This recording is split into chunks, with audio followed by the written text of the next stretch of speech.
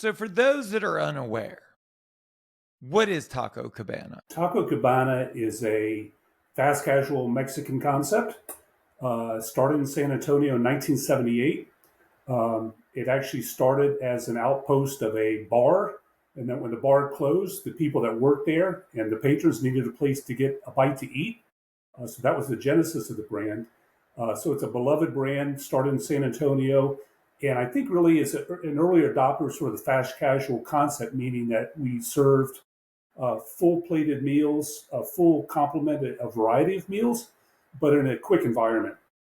And from very early on, takeout and off premise was a big deal because those early restaurants didn't have dining rooms. So it was really catering to the people who were looking for either literally sit outside of the picnic bench or take it home to eat it. So that's the sort of the history of the brand.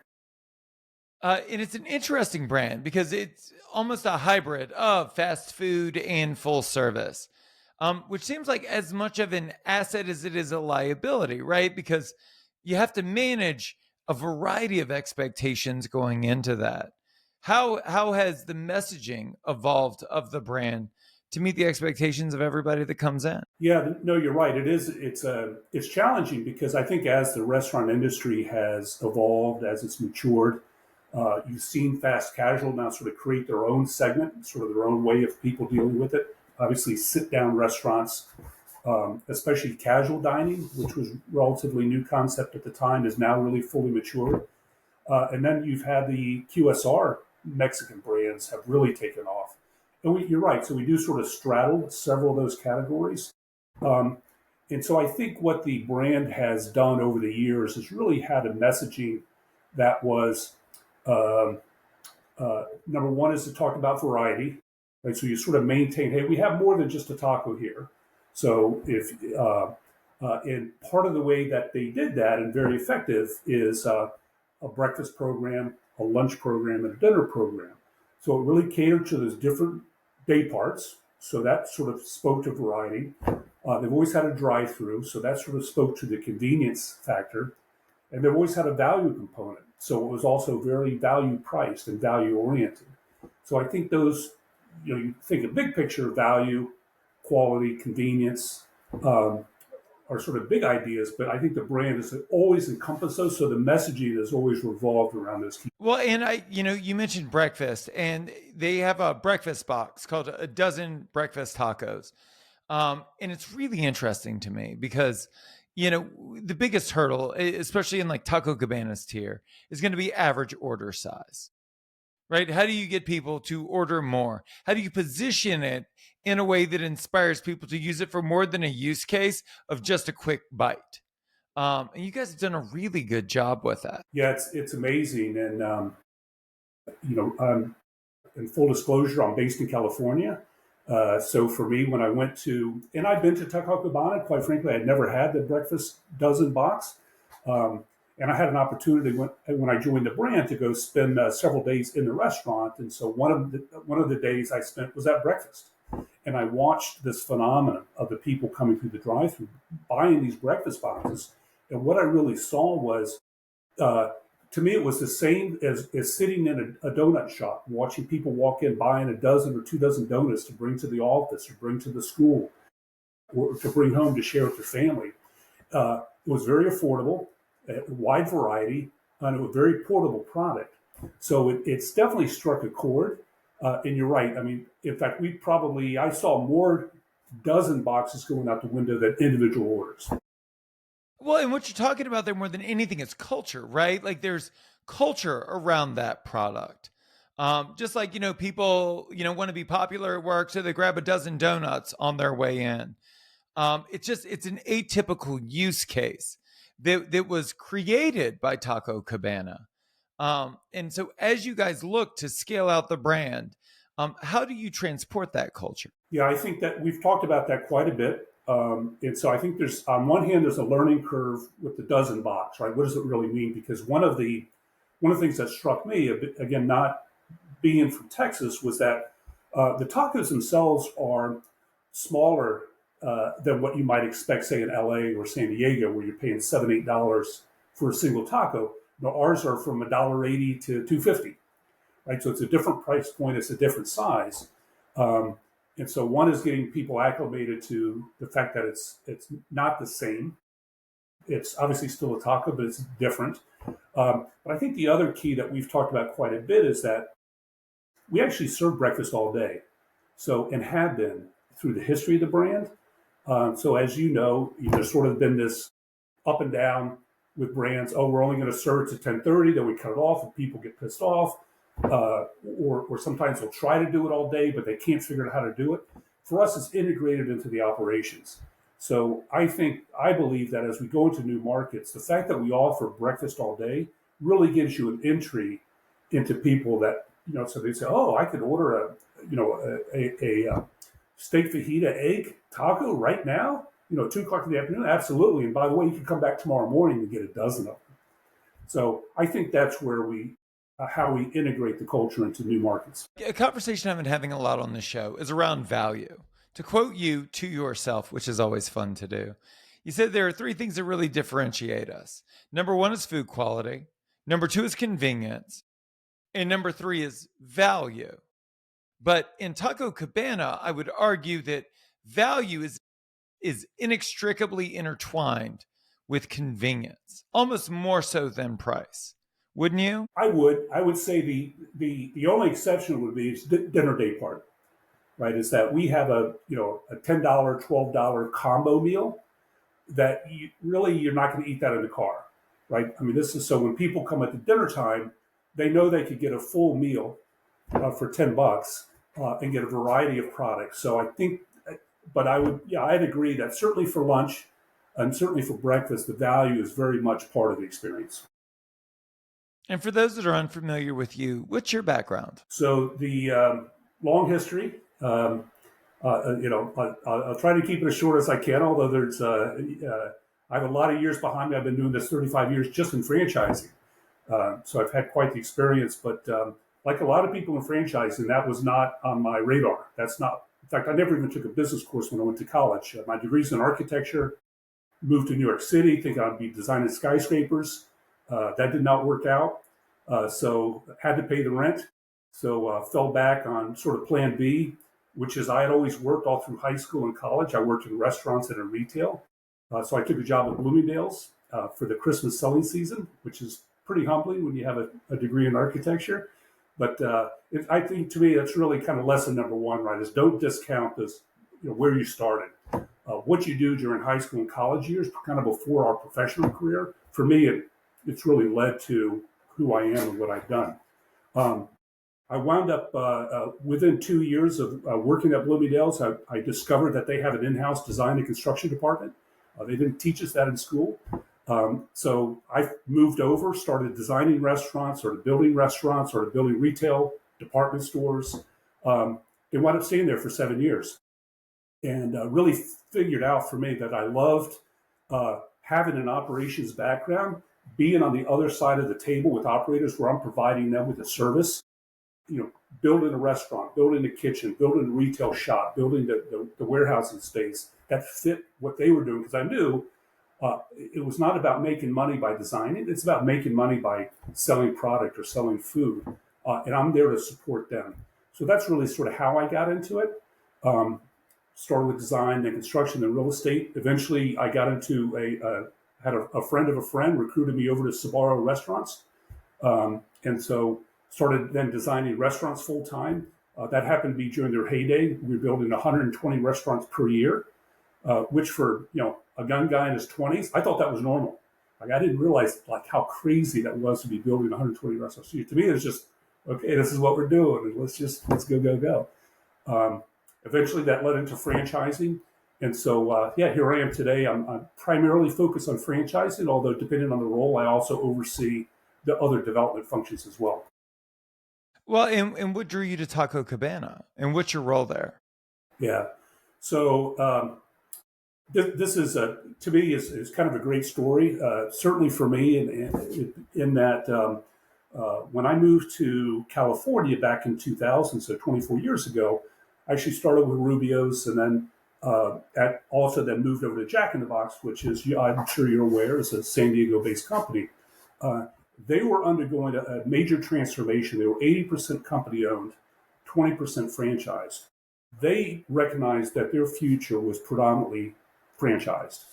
So they brought me on board to really lead that charge and shift the brand over to a franchise model. I had a lot of work to do, not to mention the selling and the building of the restaurants, but more importantly around the relationship. I'm sure as you can appreciate, if you're trying to franchise your brand, but 80% of your company's 80% is company owned and operated, it creates a conflict, right? Because most of your employees are focused on company stores, the franchisees sort of become the stepchildren. So, and this is going to lead to the Taco Cabana story. So early on, the franchisees that were in the system, they all wanted an opportunity to grow, and they have been held back because the company was reserving the growth for themselves. So one of the franchisees who was based up in the Bay Area, he had about 5 restaurants at the time. His name is Anil Yadav. And I went up, I started meeting with the franchisees, and Anil expressed to me exactly that desire. John, I want to grow, I want to expand, I want to develop. I just need the opportunity, and you'll see I'll do well. So I actually worked with Anil. He was one of our first franchisees to actually build a restaurant on his own. He acquired some additional restaurants. So this was 22, 23 years ago. Fast forward to today, Anil not only is the 9th largest franchisee in the country with over 500 restaurants, but he's the owner of the Taco Cabana brand. He, from the time he bought it, he's been bugging me to, we've stayed, one of the good things also about franchising, you become friends with the franchisees for life, because it's all around the relationship. And so he sort of took his time with the brand and really working through some issues with the marketing and the operations and sort of building the platform, but always knew that he wanted to make it a great franchise organization. So, we got together earlier this year, and I joined Anil really with the role of taking on building a franchise system. And so it really started with putting together a strategy statement, putting together all the processes, all the systems, meeting with the executive team. And so that was, I would say, the first probably 3 or 4 months, that was my focus. Now I have most of the systems built, and so now we're actually in recruitment mode and starting to build. 2024 has been a hard year for restaurants generally. And I would ask, why is now the time to franchise? I mean, they've had decades to do it across multiple owners. Why do you think now is a prime opportunity to franchise? Yeah, I think there's a couple things that's going on. You are right. The last couple of years have been very tough, very challenging. I would say number one, when you're operating in a company-owned environment and you sort of don't have those local connections, to me, that's an inhibitor to growth. So that's a bit of a challenge on that side. I would say more importantly for us, though, is that we've come through this time that we've been through. We've come through fine. So we have a very stable base. The brand is in a very stable position. The timing for us is that often when a brand decides to franchise, number one, they're not fully serious. They're not fully committed. It all starts at the top with the leadership. And having a franchisee at the helm who's spent his entire career as a franchisee, it was a perfect scenario, not only for me and for him, but I think for our incoming franchisees, because they could look to us and say, here are folks who get it, right? They get us. They understand what's important to us. They understand that they're going to be part of the team, that we look at them as strategic partners, not just as a revenue source. So I think the timing has to do with the ownership, and it has to do with the stability of the brand. Well, and I would assume to lure you over that the first conversation you guys probably had was around unit economics. And so talk to me about that. Sure. So, yeah, I would say there's really probably 3 conversations we had. Who do we want to be partners? And then where do we want them to grow? And then the third is, what is the compelling offer that we have to offer? And there's no question that unit economics has to be, because it just is, right? It's just the nature of our industry, is that the unit economics have to be a part of the brand. So I alluded to that there's been some work going on, and quite frankly, it's been really making sure that those unit economics translate and they work. So, for example, we just opened up our newest restaurant's been open in 2 or 3 months now. It's in a suburb of Houston, and it's in a lot of our traditional locations for Taco Cabana. are in either trade areas or parts of town that maybe cater to a little bit different clientele or cater to more of a local clientele, should we say.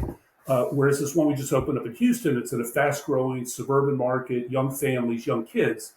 And we were seeing great results out of this restaurant. So to us, that gives us confidence that even though the brand has been in Houston for several years, when you go into a newer suburban area, you have newer, younger families who aren't necessarily your loyal customers, right? So they're trying you out for the first time. We're seeing what they're ordering, how they're behaving, their acceptance of the brand, their love of the brand, and that's what's really given us the confidence that the economic, not only does the brand work, but the economics work. It was a conversion, so it was a lower cost build out. So right, because when we talk to unit economics, it's your investment as well as the unit level margins, and then your payback on that investment.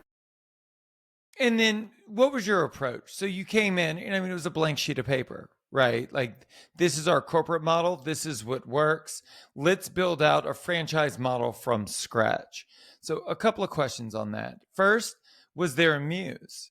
Or is there anyone in the market that you looked to and said, what an inspiring brand, let's build like that? And then number two, like, what were the steps involved in creating a franchise model that benefits both the franchisor and the franchisee? Yeah, so I don't think there was necessarily a brand that I wanted to emulate other than after 35 years, and I've worked in startup companies like Rubio's here in Southern California to larger brands like Jack in the Box and TGI Fridays. I've worked for some startup concepts where you're literally starting from one or two restaurants. So I've sort of seen the evolution of how franchising works at different scale ability. And I've seen how brands over the years have adapted systems and processes to their franchise network.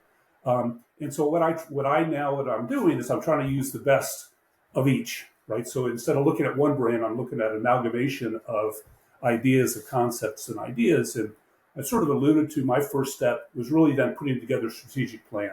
And that's really where that starts to take shape. So for me, one of the biggest reasons for doing the strategic plan is around the leadership team. Franchising it's not a single person's, even though that's my area, I'm not the only one that's involved. In fact, it's really one of the few areas that touches every single department within an organization. So when you're taking an organization and bringing in franchising for the first time, it's really important to get buy-in, and it's really important to get alignment between different departments, because I'm relying upon the training department, the operations support team, the IT department, legal department, finance department, right? All technology.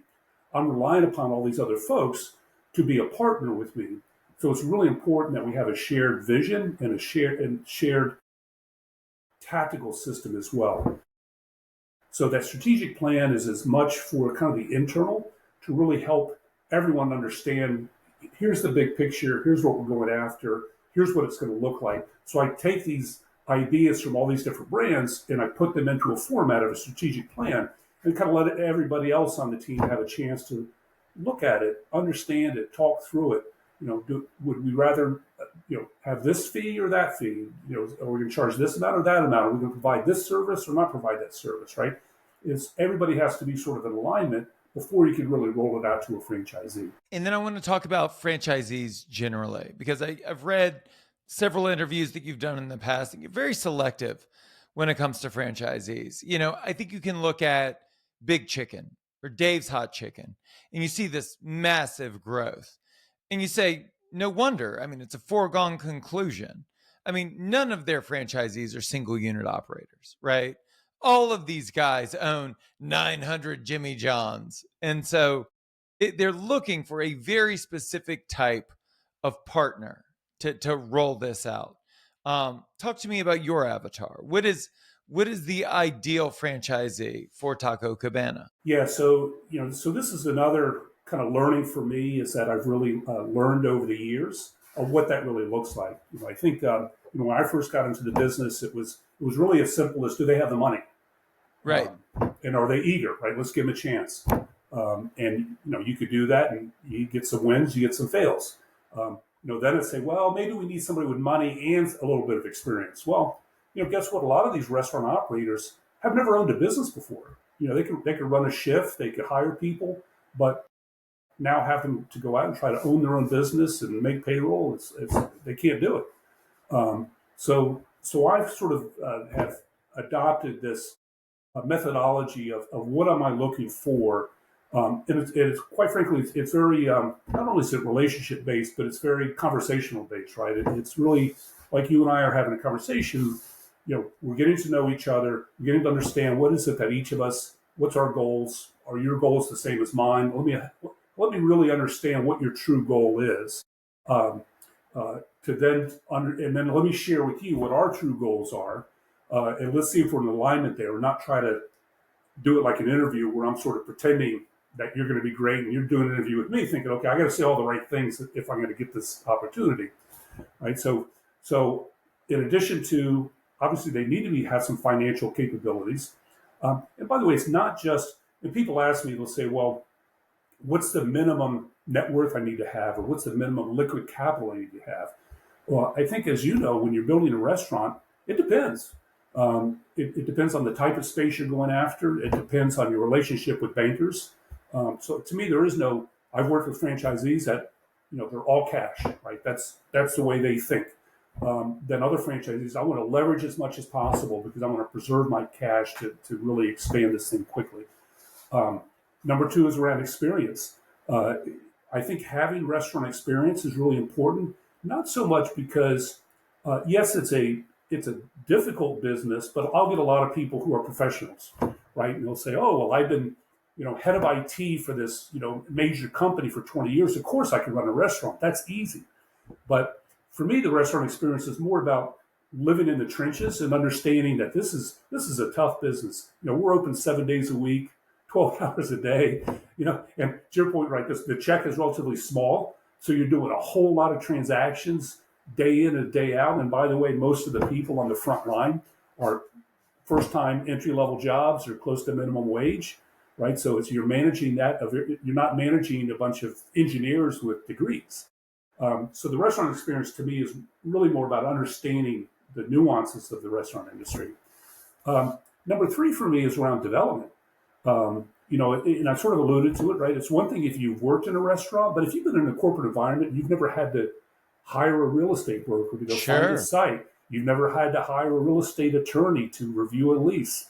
You've never had to go to the building permit to pull a permit.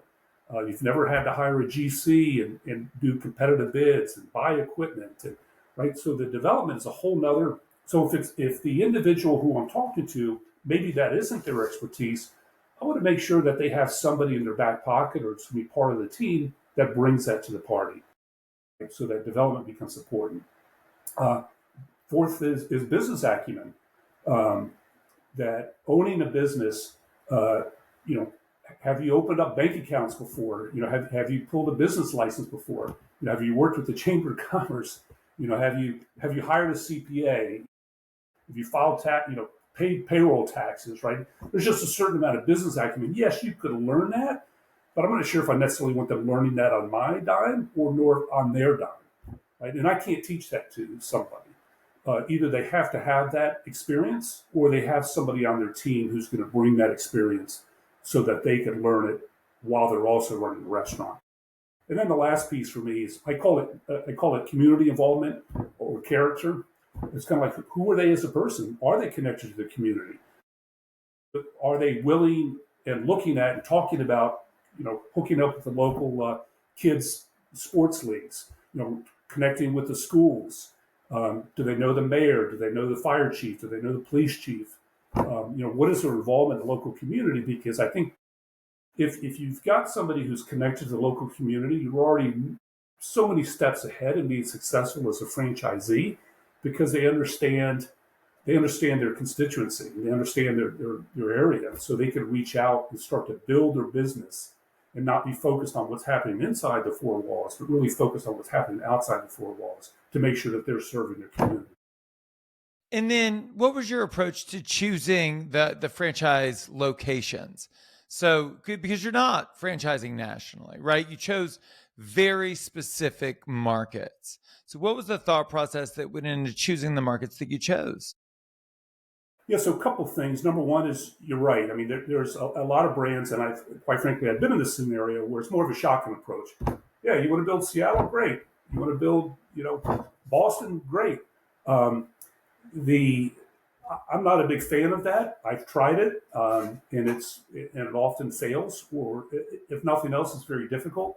So I think of a couple different things. I mentioned my partners. One of my primary partners in growth is the supply chain, right? It's my distributors. It's my food purchasing program. It's access to the ingredients. I'm very mindful as we start to look at where we're going to grow with where can we grow efficiently from a supply chain and distribution standpoint. If I'm too far away, or if I'm doing one here and one there, it's very inefficient to supply those restaurants with our food ingredients. So distribution is a big part of the equation. Number two, quite frankly, is operational support. I'm also mindful of my partners so if I have somebody who's supporting my franchisees and they happen to live in San Antonio or live in Dallas, and I say, hey, I want you to jump on a plane to Boise this week and you've got to be in Omaha next week, they don't like me. I'm not, they're not one of my fans. And I like to have fans that are on the support team that I focus on markets that are easy to get to for them, easy to support, and have scalability, right? Because I want them when they go, I don't want them flying all day to go visit one restaurant. I want them to be able to fly into a market, and let's find markets. And I guess that's sort of the third, right? Is that one of those right-sized markets. I don't want to be too small where it's only going to maybe, deliver me two restaurants. Nor do I really want to tackle Los Angeles and Chicago out of the gate? I don't think so. Or New York City? I don't think so. Those are just kind of too big at our stage, with 145 restaurants. I think that those need to come later.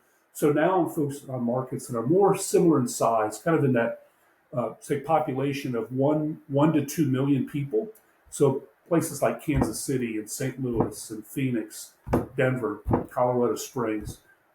So what all of those have in common is that they're kind of mid-sized markets. They're not the real big ones. They're not the real small ones. They're all within 500 miles of our core base. So from a distribution standpoint and from a support standpoint, they make sense. And then the last one that's sort of related to those is that, and I'm sure you've seen the maps, that when people leave their home, they tend to move not too far away. Sure, you'll get people that'll jump cross country, but you kind of, if you look on the map, okay, if somebody lived in Dallas, now where do they live? You sort of see this ring. Well, maybe they moved to Kansas City or St. Louis or Little Rock, but they're not necessarily going to a Boston, or the majority of them aren't. So I have a sort of a built-in belief that I've been 45 years in Texas, that there's enough ex-Texans in these markets to sort of seed my development, both as a franchisee as well as from a consumer. Does expense play a part of it? You look at California, where minimum wage just increased to $1,000 an hour, and real estate is more expensive than it's ever been. Are there markets that you guys are avoiding strategically because it is so expensive to work in those markets, at least at the outset? I would say not in a direct way like that. I think the bigger factor, I would argue that yes, labor cost is a challenge. Regulations, certainly in a state like California with insurance and cost of utilities. Those are barriers that can be overcome. I think the bigger barrier being a growth mode is cost and availability of real estate. We're a freestanding building with a drive-through. There's places in California. In fact, our hometown in Carlsbad, California, just announced that they're now going to open up to a new drive-through for the first time in 25 years. Sure. So there's a lot of markets like that where you can't even build a drive-through. So I would say it's really the cost and availability of real estate, especially a freestanding building with a drive-through. Whereas in those Midwestern markets that I've talked about, there's much more availability within that segment. Okay, I want to talk about me to talk about you, and I promise we're going to get right back to you. I open a dive bar in Hollywood. It does really well. I open a Michelin-awarded fine dining restaurant. It's a dumpster fire until it's not. And then, being the masochist that I am, we spun out that fine dining concept into a fast casual concept, a fried chicken joint. And I open it in a food hall, which was, I didn't know this at the time, but a place that restaurants go to die. And so I open this, It's an amazing concept, which is housed within a less than ideal place. And so, how are we going to make money? How are we going to get ourselves out of this issue when, like, I couldn't lure people to the place where they needed to go to buy the food?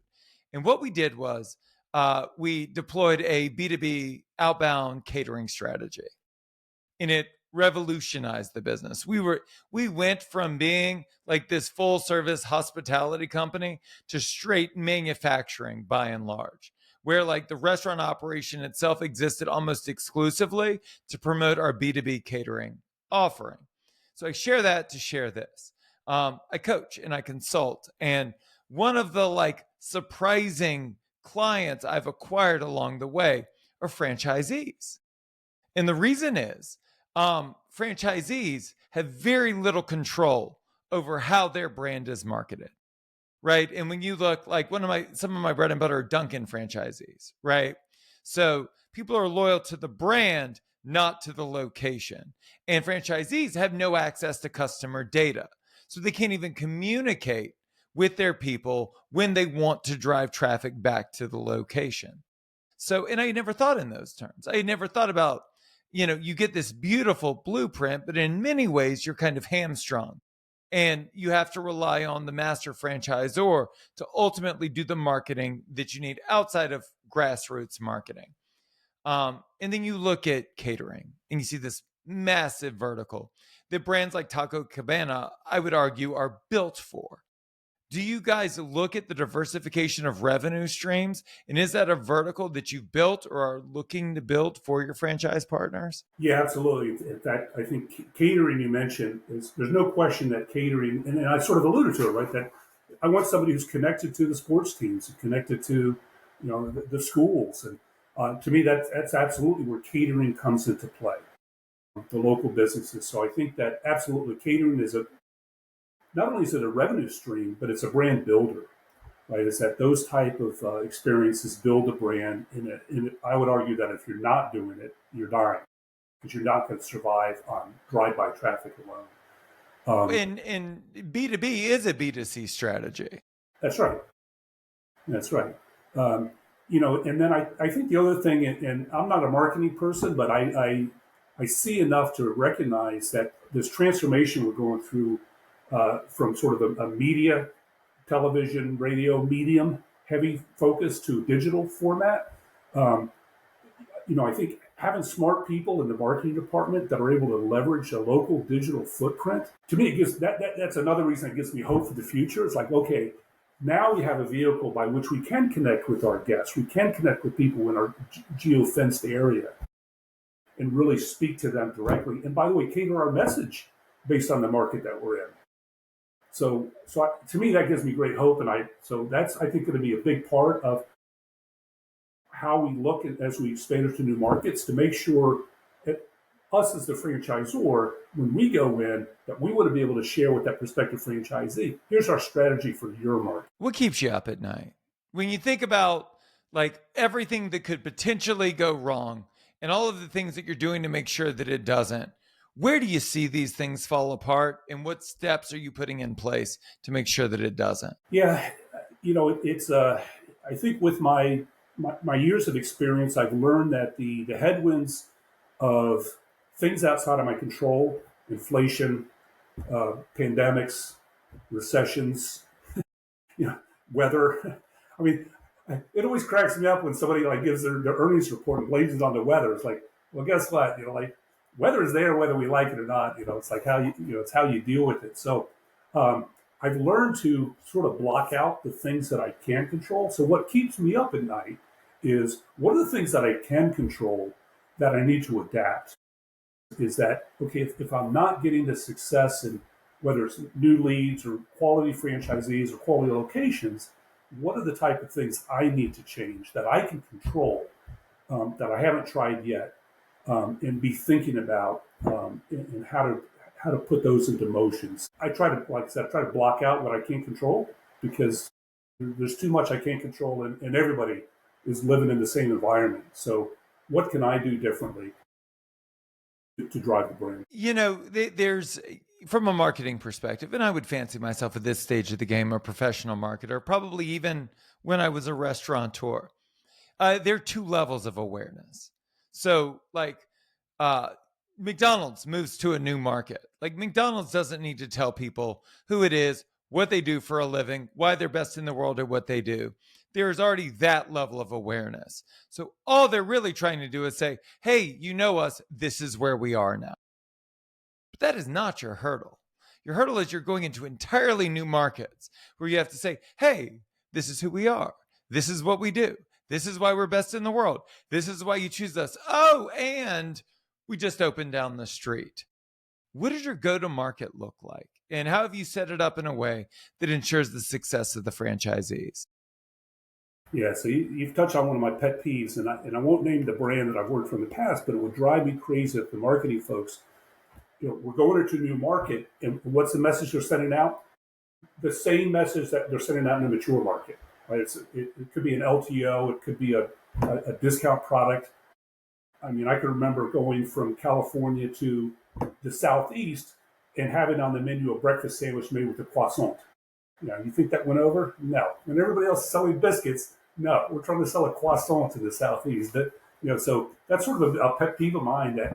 So the approach I like to take is that I look at my marketing team as a partner in this growth.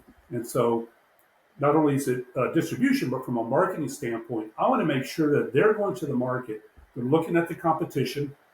They're looking at not only from a price point, but also from value offerings to product offerings, and coming up with a strategy of how are we going to adapt, not change our brand, but how are we going to adapt our brand to that market. So it's then about having, I think, products that you offer and having a message that you could put out that explains who you are and why we're going to be relevant to you as the customer in this new market that's never used this before. And so and by the way, that's not sort of a grand opening flash bang, here's the message.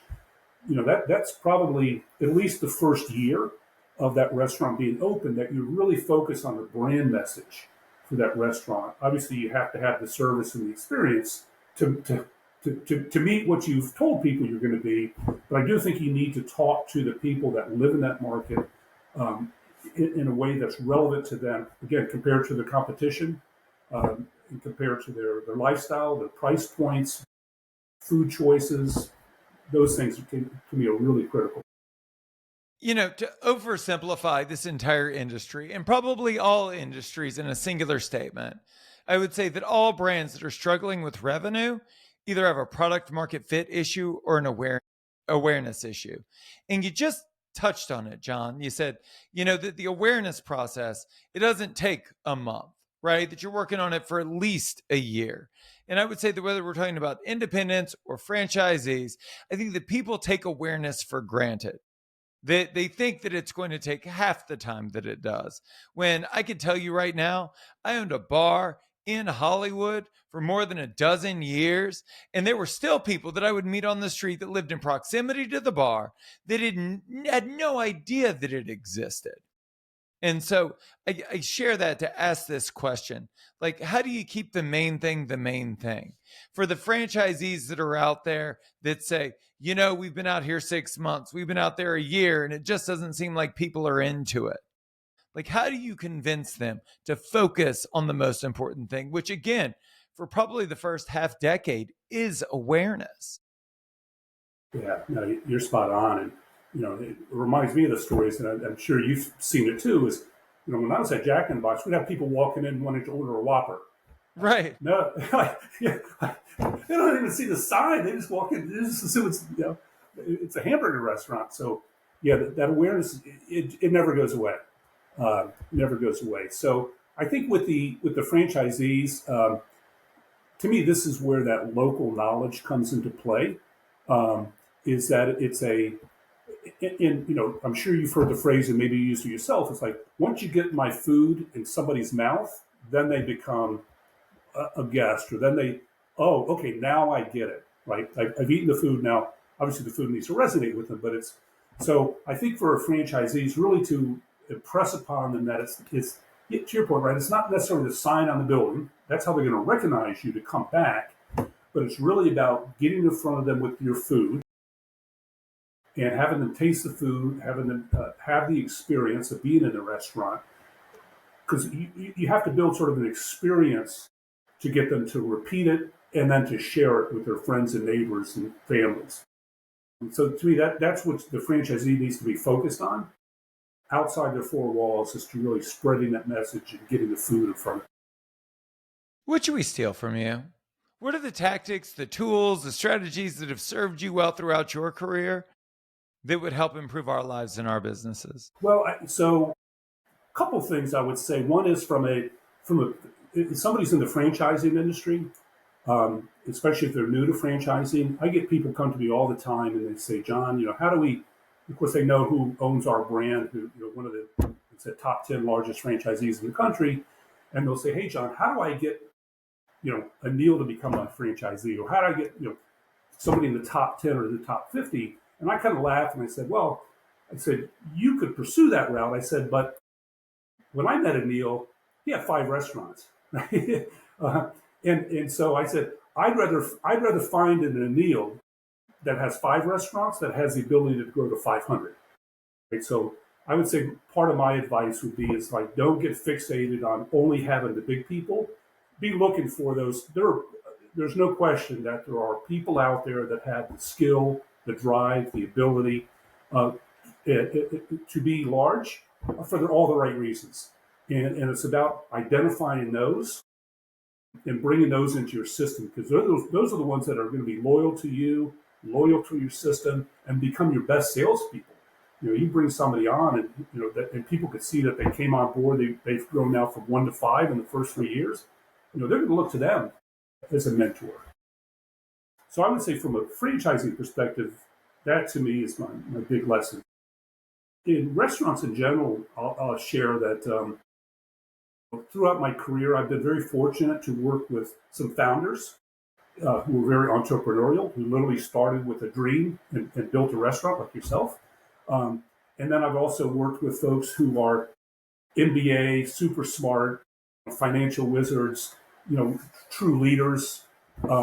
And I think it took me a long time to really appreciate the difference between the two, but also to really see the value of both those segments. So you think of somebody like yourself who's a founder, who's an entrepreneur, you sort of been in the trenches, right? I work with folks who started with a single restaurant. They're very focused on every dollar that's being spent.